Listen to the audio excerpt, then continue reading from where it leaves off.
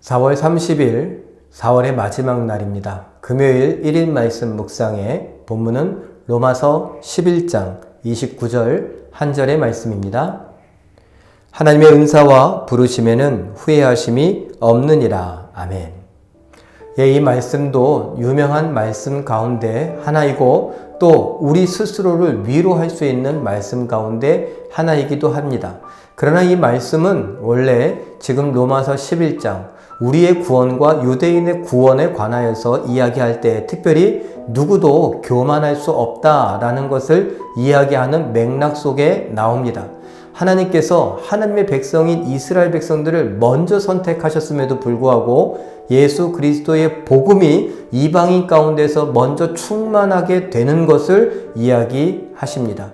그리고 이제 나중엔 유대인들, 이스라엘 사람들에게까지 복음이 흘러들어가고 그들을 통해 더 놀라운 일들이 일어날 것이죠. 이런 이야기를 하는 가운데 하나님께서 말씀하십니다. 하나님의 은사와 부르심에는 후회하심이 없다. 유대인을 선택한 일에도 후회하심이 없습니다. 그리고 유대인들이 실패하여 이방인들이 먼저 충만한 수가 구원받는 것도 후회하시지 않습니다.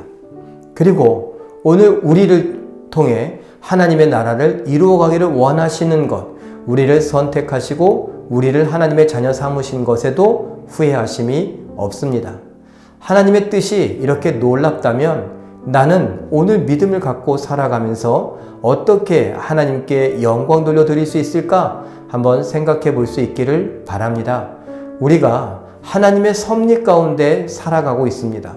내가 아무리 지혜로워도 아무리 능력이 있어도 하나님의 섭리 벗어날 수가 없습니다.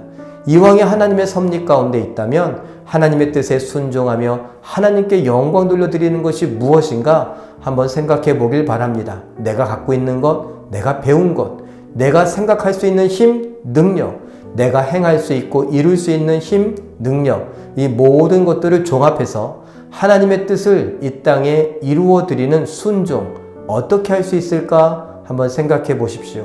복음 증거하는 일에 어떻게 순종할 수 있을까? 사람들을 사랑하며 섬기며 위로하고 격려하는 일에 어떻게 순종할 수 있을까? 한번 생각해 보십시오. 얼마든지 하실 수 있습니다.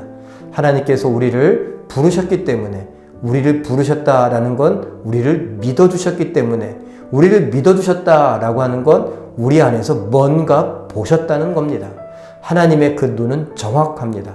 그 정확한 하나님의 눈을 힘입어서 우리가 힘을 얻고 좀 자신감을 갖고 이 땅에서 복음을 증거하며 말씀에 순종해가는 기적의 주인공들로 당당히 살아가시는 우리 모두가 되시길 예수님의 이름으로 축원합니다.